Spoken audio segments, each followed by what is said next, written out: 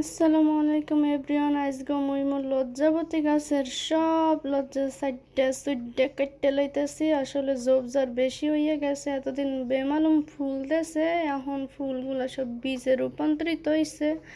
কেমন একটা অগোছল অগোছল হইয়া গেছে, লেগা সাইডটা দিতে আসি। বর্ষার আগে মনে করেন একসের জোপে যাবে বইরে যাবে, তখন দেখতে মাশাল্লাহ বেশ ভালো লাগবো। তখন আবার এটার সৌন্দর্য ফিরাইব।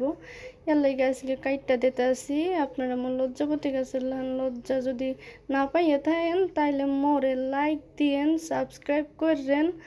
মোর ভিডিওটা আগাইয়া আর নিলুম না, নিতেও চাই না, কারণ আপনারা কেউ সাবস্ক্রাইব করেন না, আমি বুঝা লাইছি।